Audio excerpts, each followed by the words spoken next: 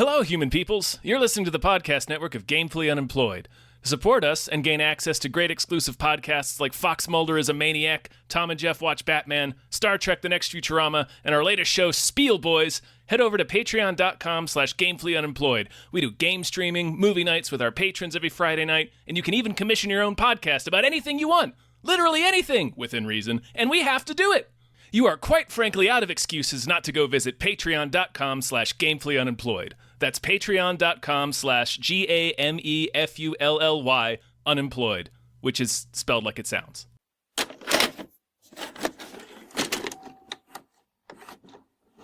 What are we doing? Oh, yeah. I remember. Himbo tennis. Himbo tennis. Sex tennis. Hi, Sex everybody. tennis! Hello, everyone. My name is David Bell. My name is Tom Ryman. And we just watched Challengers, presented by Applebee's. Yep. Applebee's sex tennis. Very prominently featured. Yeah, get fucked at Applebee's. Do your next three-way at Applebee's. You think that tennis is about expressing yourself, doing your thing. So you don't know what tennis is. What is it? I mean, I want to start there, Where Tom. you go with your parents for a birthday meal. It was one of the funniest product placements. Yeah, it was really funny because it was right after another. They were in front of an Applebee's, and then the reverse shot, they're standing in front of an Applebee's billboard. Yeah. Yes. You know, the billboard, Applebee's billboard in front of the Applebee's. It was almost the Wayne's World gag. Yeah.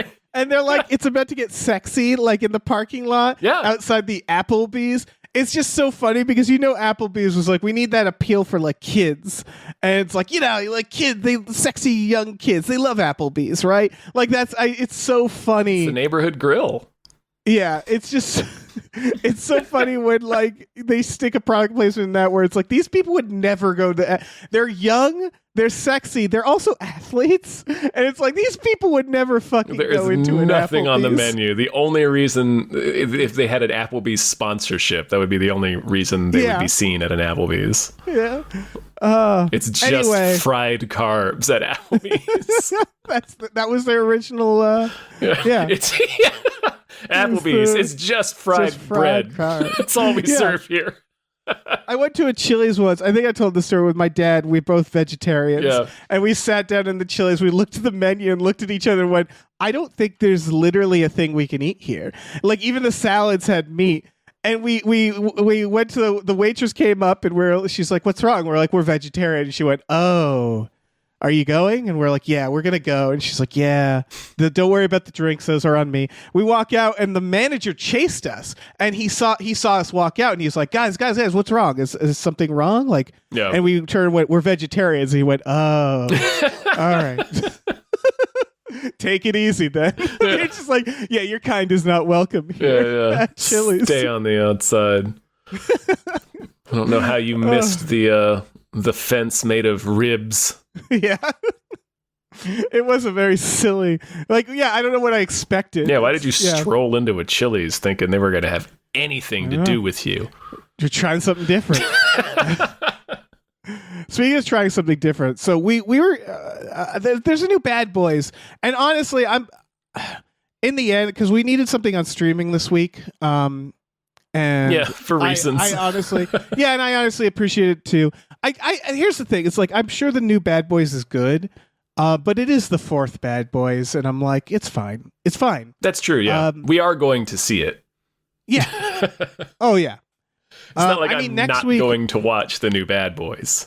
Yeah, next week we have to choose between Inside Out 2 and The Watchers, and I'm like, I don't know, man. The Watchers. Can you just kill me? Yeah, The Watchers. Yeah. I think The Watchers will be more fun. But this is all to say that Challengers was on streaming, and we kind of missed it, and I kind of regretted it when it came and went in theaters of not seeing sex tennis when it came out. Not to suggest that it came and went. Like nobody said anything. It came, Tom. It came many times. Yeah. Yeah. But Ropes you know what I of mean? it all over the place. Yeah, we have we prioritize horror and certain things that we want to watch. Which isn't to say I didn't want to watch this. It just passed me by. That's all.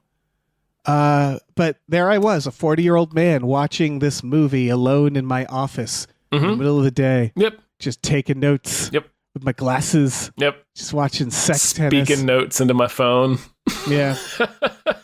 What'd you think about Challengers? Well, these hot young champions have sex with each other. I actually really liked it. Oh, me too. I think this is the first of Luca. I cannot pronounce his last name. Director of Bones and All, Call Me by Your Name. Right. I haven't seen Call Me by Your Name, but I've seen Bones and All, and I saw Suspiria. I didn't like either of those. So I haven't seen Bones and All, but this is the first of his movies that I almost liked Bones and All, but it was just a little too silly. Like I feel like it was intentionally silly, but I don't know. It just lost me. Anyway, like this one, the tone hit me perfectly. I just really liked it. Yeah, me too. I do have one hot take. I really liked this movie. That is absolutely. But I think I liked this movie more when it was called Whiplash. That's my big hot take, that this is Tennis Whiplash. Sort of. It's kind of the exact same ending in a lot of ways. Yeah. It's still like, again, I really liked this. It deserves to exist. It was just interesting when I realized, like, oh, this is just kind of Whiplash. That doesn't take anything away from it. Yeah, I don't entirely agree. Really? Right, yeah. I think it's about, at the end, it's about him, like, because there's this buried idea where she's like, I want to see some fucking good tennis. Mm-hmm. She keeps saying, and the end is them achieving fucking good tennis. Yes. And it takes all this emotional torment and hate and shit. So it just reminds me of Whiplash, where at the end it's about achieving this moment of perfection through a really toxic process. And the question of, is that worth it? Yeah. I just think they both have that running theme. They are obviously very different. Yeah, that's for sure. There's a three-way in Whiplash. No, and Max Teller or Miles Teller in that movie. That movie's more about how it turns him into a prick too. Yes. Yeah. This one is more about, it's a love triangle. Like it's it's this girl. She's stringing along a couple of John Mulaney's. She's just like they're both kind of Mulaney meat market. They're both kind of telling Art what to do, right? Like Art's the guy in the middle. It's Mike Feist. I hope I'm saying his name right, from West Side Story. He's married to Zendaya in the movie. Her name is Tashi. They're married, and he's kind of in the middle because he's sort of like him and the other guy who was what's his name? Josh O'Connor. Patrick Zweig. Yeah. They've been friends since they were 12. They came up in the tennis academy. I think it's the same place where Andre Agassi went. Okay. But I think I may have that wrong. It may be a totally fictitious one.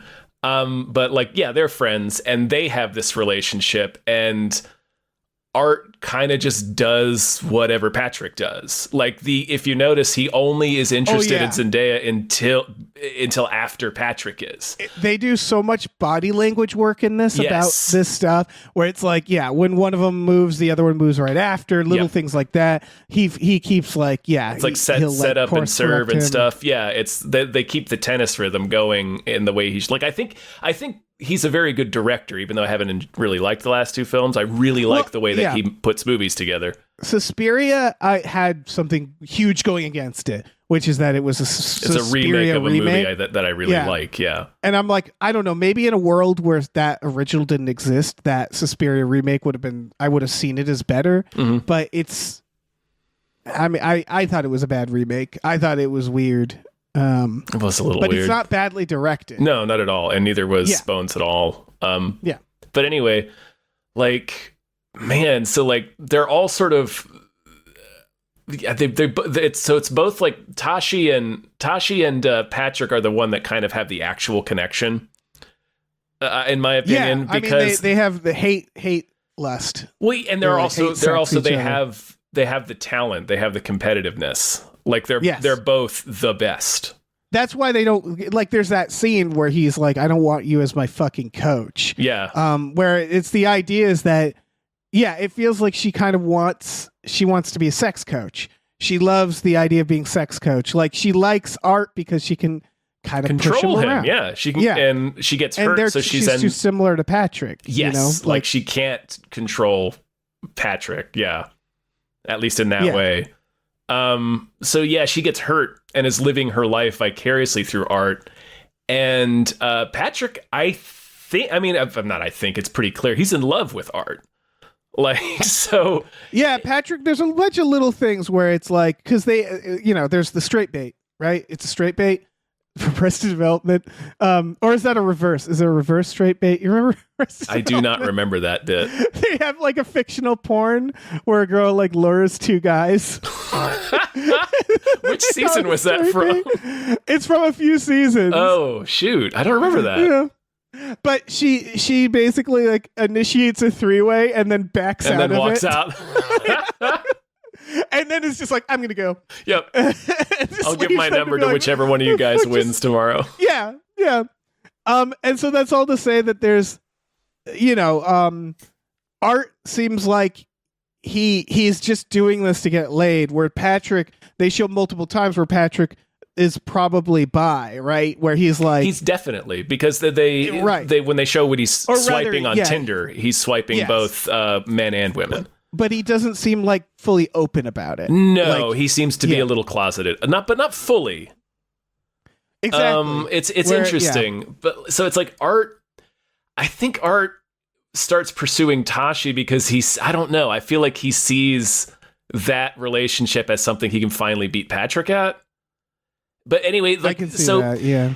They're both using like kind of like Art is the ball in between them, right? With Dennis or whatever. Right. I think Art is in love with Tashi. He says several times where it's like he doesn't love you. Yes. So I think he's pursuing her just because he is enamored with her. They both are. Yeah, they both say that they love her, and I think that's true. Yeah.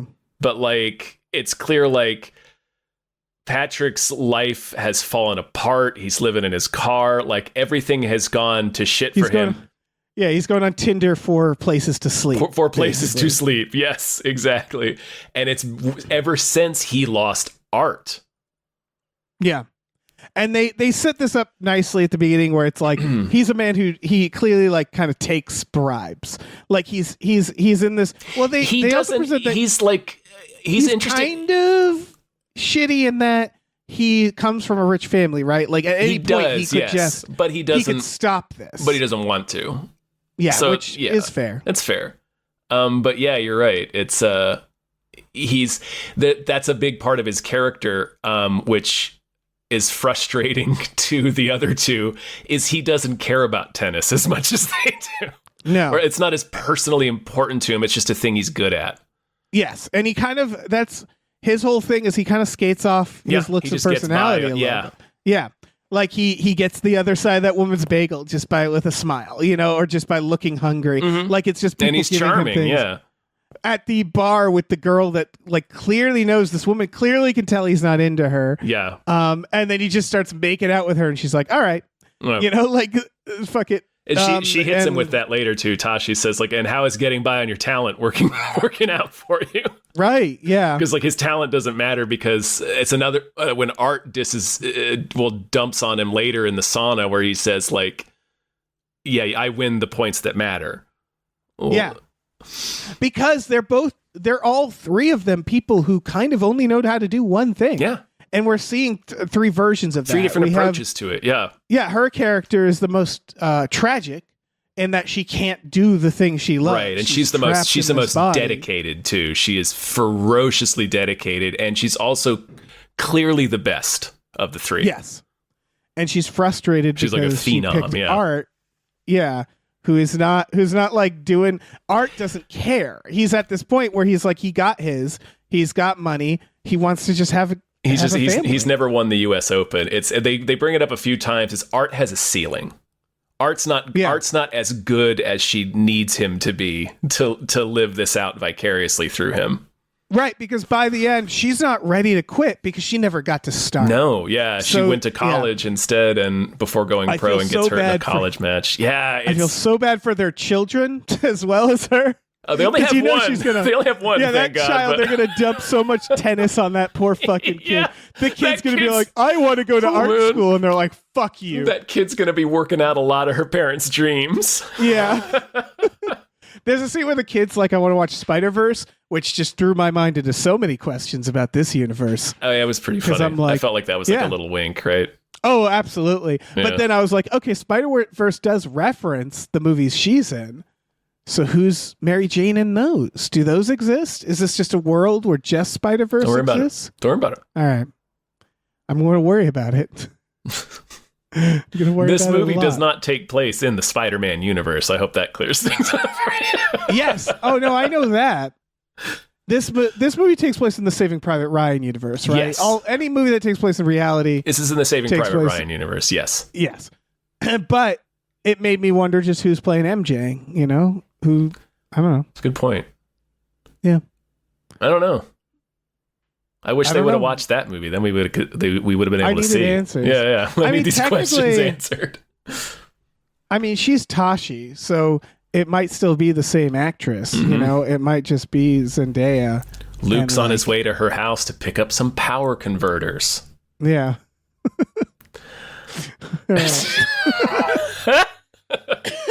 Anyway. So yeah, this movie also skips around. It's at a time which it goes back and forth.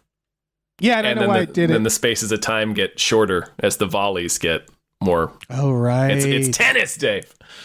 Yeah, this movie. This is another reason why it's like Whiplash. It starts to be like, okay, here's something. Do you give a shit about this? And I'm like, no, I don't give a shit about tennis or drumming. I don't care. And then by the end, I'm like, I think I like tennis. I am so invested in it by the end, yeah.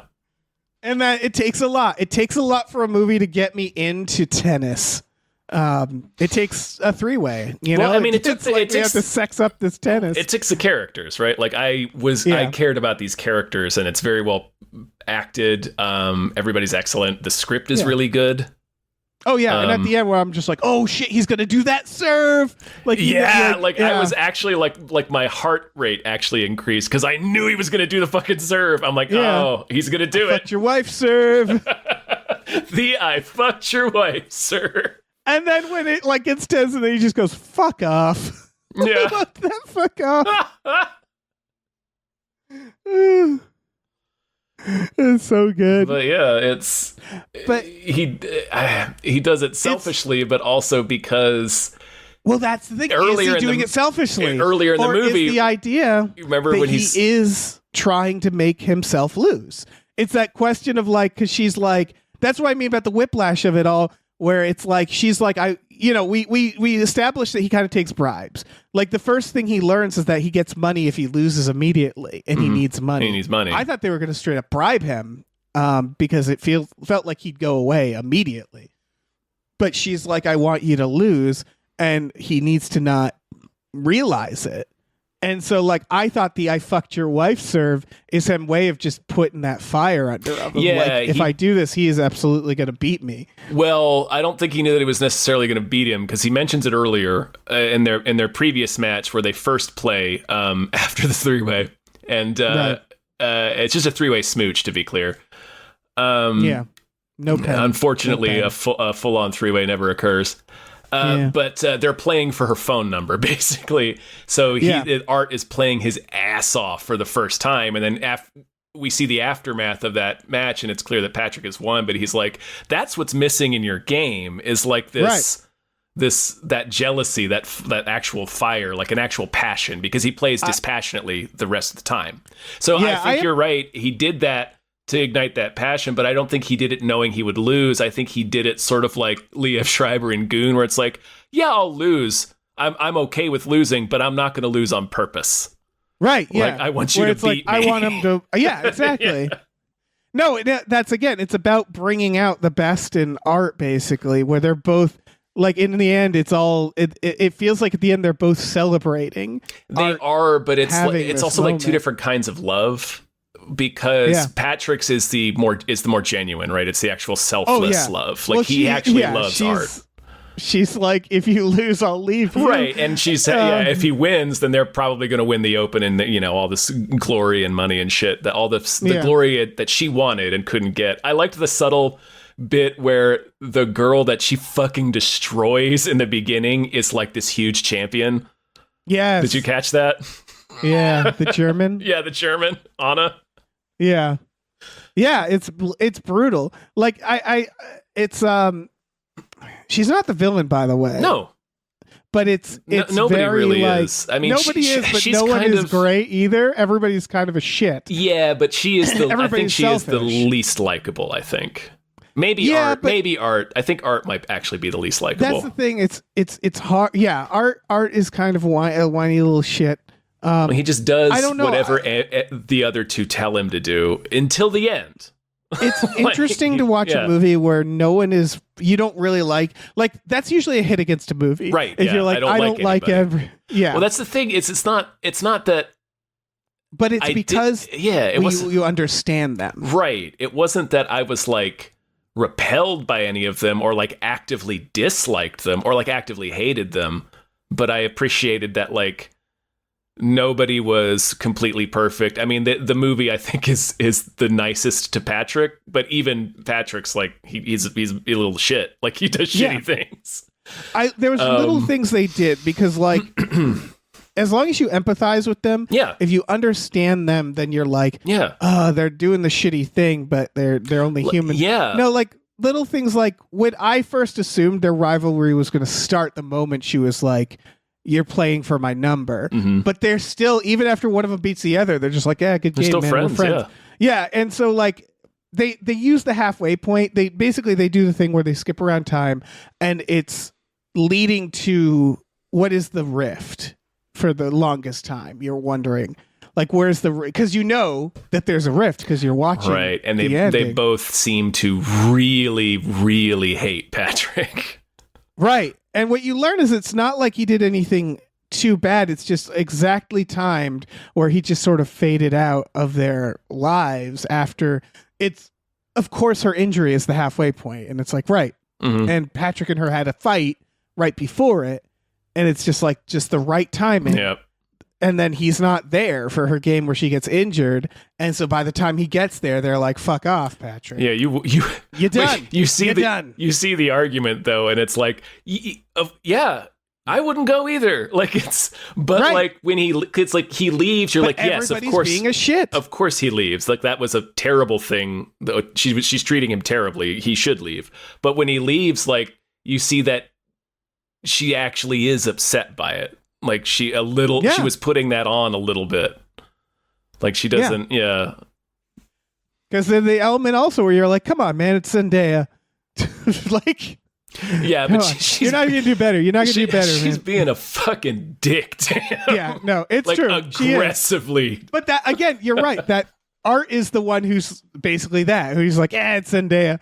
Fuck it. But Patrick is his crime basically is that he stands up for himself more. And he wasn't there. It's hard. It's clear they sort of blame the injury on him. Yes. Yeah, exactly. And that's not fair either. It's hard because he's mad that she's being a sex coach. And like, as someone who doesn't care about tennis, I'm like, let her be your sex coach, man. It's fine. It'll be fine. But I get it because like, if it's something he's passionate about that he wants, like, you know, it's just interesting because she's not being shitty about it. She's just kind of giving him some advice the way a colleague would. But like, that, at least that's how I interpreted it. But he interprets it as she's talking down to him. Well, it's because it's all she wants to talk about. Yes, he's like, I haven't seen you in months, and everything she's saying to him is about how to improve his game. Her whole vibe is kind of that she's just in love with tennis. She's not in love with either of these people. She's just in love with tennis. Yeah, and that's it. That's her whole thing. Well, like she actually says to him, like, "What else do we have to talk about?" And then Art repeats it. Like Art repeats a lot of what she says to Patrick. Oh, Art, you glorious himbo. Yeah. Poor Art. I think. He just wants to retire.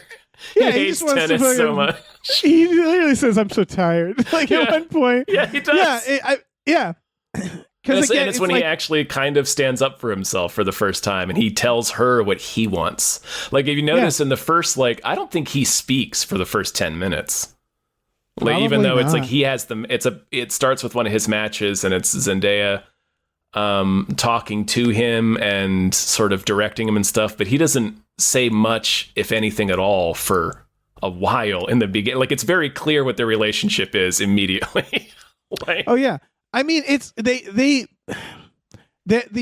start of their relationship is just them following her around like a puppy, right? Yeah. like she's just sort of playing them. they're just Like, they're that's- they're yeah. they're himboing out. They're smitten with her. They're just following her around this Adidas party. Yeah, and then they have like the follow through, and that's all. Like, yeah, I mean, one of them wins her number. That's it. Yeah. Like, she doesn't care to such an extent that she's just like, yeah, play for my number. Like, she has no connection to either of them. She could take either of them. Is Yeah, basically at that point. After she sort of coerces them into making out with each other, then she's like, yeah, she so totally is just having fun. Yeah, she Yeah. doesn't give a fuck. Yeah. She says, I want to watch some real tennis. Like, you're playing for my number. It's like a Roman emperor or something. Like, she's like, Yeah, you yeah. must do. Entertain And so, like, me. Ah. It's interesting because, like, yeah, she is a very cold person. Yeah. But I still understood her because I Mhm. understand that passion. And she's very so, like- upfront about it. It's not like a secret. No, it's not. Like, it's not, he shouldn't have been surprised that she's sort of not going to attach to him emotionally. Like, she yeah, tells she's supposed him, to be sex Yoda. yeah, and she's like, well, I don't have anything else to talk to you about other than tennis. Like, Yeah. feelings, I don't give a shit about that. Like, Yeah. I it's love the just like line them, later. yeah. And, sorry, what? So the line later where she's talking to Patrick and he's like, I want you to coach me. Mhm. And she goes, you're 31. You'd have a better shot with a handgun in your mouth. And it's like, fuck. There's a few of those. There's also, I'm just stopping by. This is where you live. Yeah. About the Challenger. the little tournament, little podunk tournament that they're doing for a $7,000 purse. I mean, I play tennis for $7,000. Sounds like you get I $400 would, if but you if lose. like art is supposed to be I'll like lose at tennis for $400. Well, hell yeah, Where, but where do I like- sign up? art is supposed to be at the level where you're playing for like hundreds yeah. of thousands, if not millions. Yeah. Yeah, it's it's kind of, I don't know, is it clear where that went wrong? We don't really see why it never makes it. We just see It's the very- rift. Why? And then we yada yada. why There's Patrick like a never time, does? Yeah, there's a time skip there, right? Yeah. Where we just it's not unbelievable or anything. We just don't really know, like, why didn't his career Because make he it? didn't have art. Yeah, I guess so. Because he didn't have art. Yeah. Yeah. it That's seems really like- all he cared about. Right. See, Yeah, when, you're when, right. when he So when he's he good loses tennis, at the but end, he doesn't care about tennis. yeah, because when he loses at the end, it's not only good for art, but it repairs their friendship. Yeah. Like he does Seems to, at he least. does the initial serve where he about takes his head off after he does the I fucked your wife serve. Yeah. Like Art hits one back at him that's like a bullet. But then the next one they kind of make eye contact and they both smile and he gives him like his normal serve and then they play like a good point. Right. It's implied that all of their relationships are kind of repaired by the end. Sort Because of. Zendaya Yeah. is also kind of like she's I charged think up by it's- the moment. I don't know if Everybody everybody's kind of gets what they want. That's what in it that is. moment. That's what it is. I don't think it's necessarily that everybody's relationship has been repaired. It's that everybody gets what they wanted in the end. Yeah, which is really good writing when you have three people who want Totally three different very things, different yeah, things. that are seemingly in opposition to each other. exactly, and they all find a way to get what they want. Yeah. Because I think Zendaya loves tennis but can't do tennis. Patrick doesn't care about tennis but he can misses do his tennis. friend. Yeah. I mean, yeah. Yeah, and Art, I guess, doesn't care about tennis and can't do tennis. He's just He's just tired of tennis. Yeah, He's just and so as sick they of- keep saying, he's like not- you said, he hit a ceiling. It's he's- like he yeah. can't get past a certain point. he's good, not great. Yeah, and he becomes great in that moment. Mm-hmm. Patrick gets his friend back, and Zendaya gets to watch some really good tennis, Yeah. and gets to like have that rush. She screams out. They do the thing where she makes the scream that she made at the beginning while she was playing tennis. She says the same thing, like a hell yeah or something come on. like that. Come on, come yeah. on, yeah. She says come on, and Which it's is the exact same moment. I love the that choice of that word or that phrase because it's impossible to tell the emotion of it. Yes, Like it's Yeah. neutral. You don't know if she's Yeah. happy or sad. it's like an animal. Yeah. Yeah.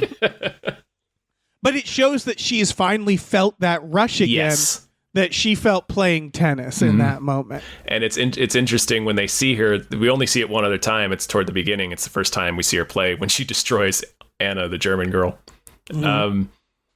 Art is like, asks her about that later, about that point. He's like, yeah, when you yelled like that, I've never seen anything like that. He just completely doesn't understand it because he does not have that passion. Yeah. It's just a thing. It's just like a thing that he fell into. Like the implication is like, when you think about like what is it to be talented, is like there is natural talent out there. Yes, of course. There is also talent that you work for. Yeah. There's talent that's nurtured and talent that's nurtured and we're seeing all of the spectrums. And the really cool thing this movie points out, which I also think Whiplash kind of points out, which is that like there, in the end, you can all get to the same point. Like just because like if someone's naturally talented, that doesn't mean like Patrick's naturally talented, but he falls apart because he doesn't care. Right? Art doesn't seem naturally talented, but he gets to that point because he works for it. He's just not the best. Yeah. Like I think you still have to have aptitude. Right. And sports it's a really good metaphor for that shit because sports is all about there's like you can definitively measure who the best is at a sport. All it is a measurements.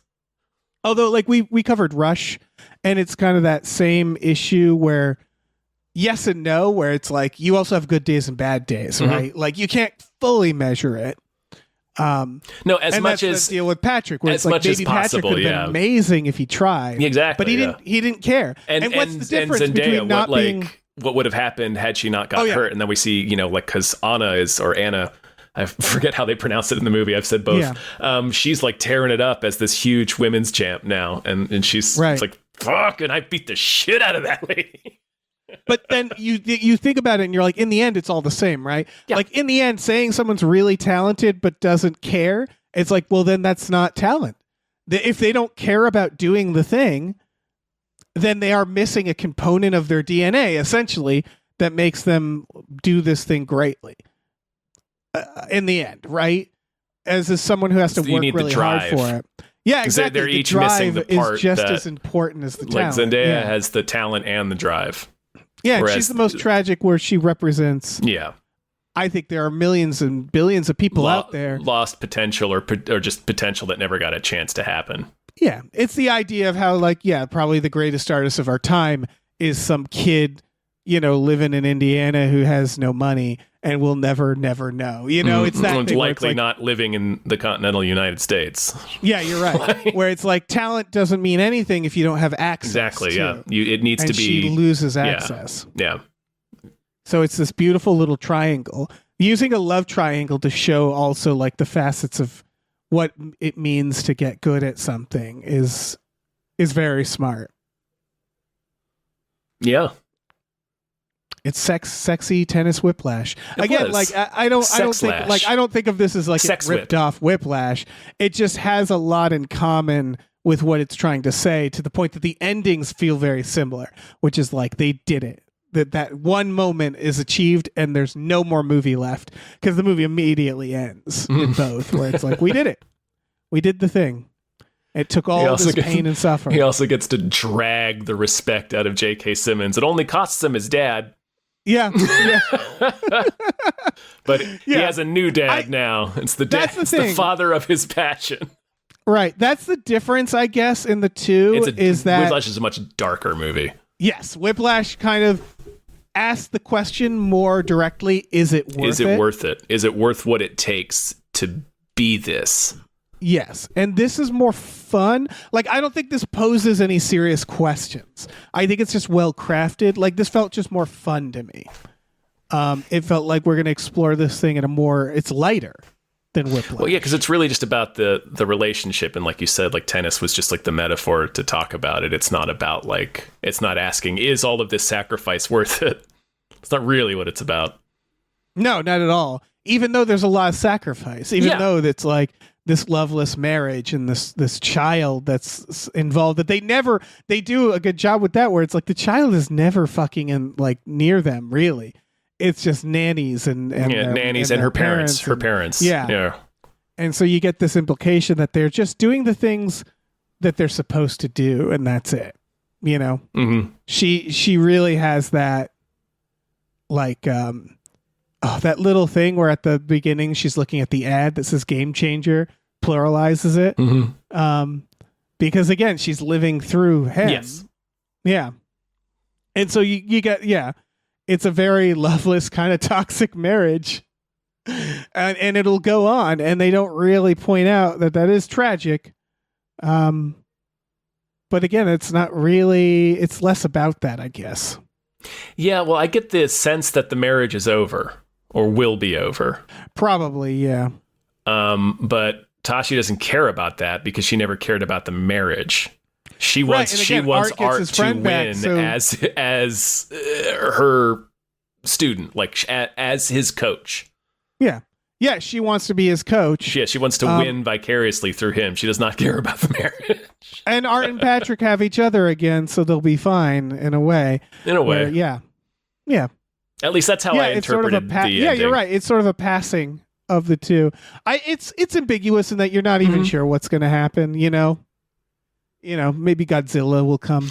Yeah, kill them all. But like, it's implied, like you said, that their relationship is somewhat healed by the moment where they work it out. They tennis it out. They do. Right? Kind of the same way in Whiplash, where it's like J.K. Simmons is clearly like vibing with him. And it's like, well, they're probably not going to like each other after that. I don't know. I think they might. Like, cause we're not going to talk about Whiplash, but yeah.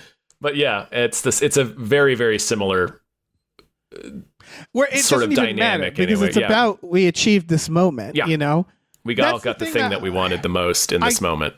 Right. That I don't know if this movie falters for that, but like it's just less. It's less on the tennis. And again, I'm glad. But like, there's only a few lines where she says like, "I want to see some really good tennis," and that felt like the central thing that gets achieved in the end. You know, more than the healing of the relationships, it felt like it was these three people creating this one amazing tennis match. And it's like, we don't really know, but yeah, I think you're right in the end that it is implied that they all kind of get what they want too. Like they all find a catharsis and they all are probably a little bit healed by it in the end. So I think it's a happy ending more than it is ambiguous. That's how I interpreted it. Yeah. It's just, it's generally more feel good, I think. I think so, it's not trying to explore it as much where it's like I feel like Whiplash is asking a broader question about art coming from like pain and suffering. Whereas like, I don't think anybody thinks tennis needs to come from pain and suffering. Like, I think it's just, oh man, some of those academies. Well, you know what I mean? Yeah. Like emotional pain and deep, this is a unique situation that we're seeing playing out. But yes, there is a lot of suffering in becoming an athlete. Obviously. It's just a different type usually. I don't know. I'm not a sportsman. No, I think it's probably pretty similar. It's all about sacrificing your time and energy and attention. Yeah. It's interesting because it made me think about, again, this movie didn't ask to be compared to Whiplash, but it does. It just invoked it a lot. It made me think about what's the difference between being an athlete and an artist. They both can be physical things. They both could be natural talents that you still have to work at, that you have to get better at. It's I think functionally they're not really different. It's right. It's a talent that takes dedication and focus and hard work and sacrifice, if you want to be good. Yeah, I think they're both talents that people perceive to be natural that aren't necessarily natural. Like, I don't think people realize that, like, you can be a good artist if you paint a lot. You'll get better. Like, you will naturally get better. Similarly, I assume, if you want to play tennis, you could probably try it a bunch, and you'll slowly get better. Obviously, people have advantages based on certain physical attributes, but Mm-hmm. technically speaking, you get better at both of these things by just doing it a bunch. Yeah. Will you be the best? Probably not, but you will get better. It does take some. I still think there's aptitude involved, but for sure, it's it's just a question of who gets access to what at what resources and what opportunities at what time. Yeah. There's a fuck ton of There's a whole like art. If you're rich, you get to do access to the best stuff and the best schools, and you can just focus on it because you presumably won't have to have a day job. All of this stuff. Yeah, it's it's a factor of many things that they're sort of exploring here without directly exploring it either. Because I think people could just watch this and go like, yeah, it was a fun little sexy tennis thriller, like sexy little 3-way tennis movie. Sure. A thriller. Thriller. It's a thriller. It does feel like a thriller at times. At some time, yeah. Like there was, when I went into this movie, I was like, there could be a murder in this movie. Oh, like, I didn't think it was going to go in that direction. I didn't, but I didn't like when like before I even turned it on, I was like, maybe there's a murder in this. Like it felt like it could go many ways, but like, and then there are the windstorm scene where it's like, where the that movie was such an interesting thing. Gets the loudest. It does, and then the sex techno, they do it twice, and it's both for their like sex hate for each other, where it's like they can't help but to sex hate. You're right. They have the passion basically between the competition, the competitive spirit. Yeah, but like the hurricane starts outside her hotel room as she literally is trying to decide whether she's gonna back Art or back Patrick. Yeah. We can do some fucking symbolism up in here. It's pretty loud, but I was also thinking of the movie Match Point, the Woody Allen film that I haven't seen for a very long time for many reasons. Did you ever see Match Point? No, I've really not seen a lot of. I think the only Woody Allen movies I've seen are Annie Hall and Midnight in Paris. Okay, Match Point's a sex tennis movie. Sweet. And it's one of those movies that goes completely off the rails in a way that you don't expect. So like it made me think of that the only other sex tennis movie, which is unfortunately made by just a terrible, terrible person. Yeah, I mean, I would expect him, Yeah. Somebody's going to make a sex tennis movie. Yeah, exactly. I'm glad, it's all to say, I'm glad this movie came so we have a new sex tennis movie for the new generation. Yeah, it's time. Yeah. I also liked that this movie, it felt like there was all these news stories of like the young kids don't like sex in movies, and they're like, the hell they don't. Challengers, baby. Although this movie isn't as sexy as I think people think. No, there actually aren't any sex scenes in it. No, there's like no nudity, not really. You see some dongs. Oh yeah, there is some hanging dongs. You're right. Yeah, you see some dongs. But they're sports dongs. They're sports dongs. Like, it's locker room dongs. Locker room dongs. For me, I was happy because I'm 40 and I'm like, I don't know if I want to see these kids fuck in the middle of the day in my office. Like, it just feels weird. It feels like I shouldn't be here for this, Like, I feel like I'm intruding. I feel like I'm spying on them. Yeah. Like, I feel like, I'm going to get arrested. It's just a movie. I mean, when I say kids, by the way, I looked up their ages. They're all like 30. Yeah. Like, oh, they're not that young. I mean, they play 30 in the movie. Yeah, they do. You're right. That's the one thing. So the time skips took me a second because these honkies look the same in any era. They actually do a good job of when they're kids, when they're actually kids, like when they're teenagers. Right. They do look real young. Zendaya, it's hard because she's also like, they like give her like older looking hair, and I'm like, come on. Yeah, that's pretty much the it works. Because Zendaya is actually young. I think she's still in her. I don't know. I have no fucking idea. No, I think you're right. I think she's still. Okay. But anyway.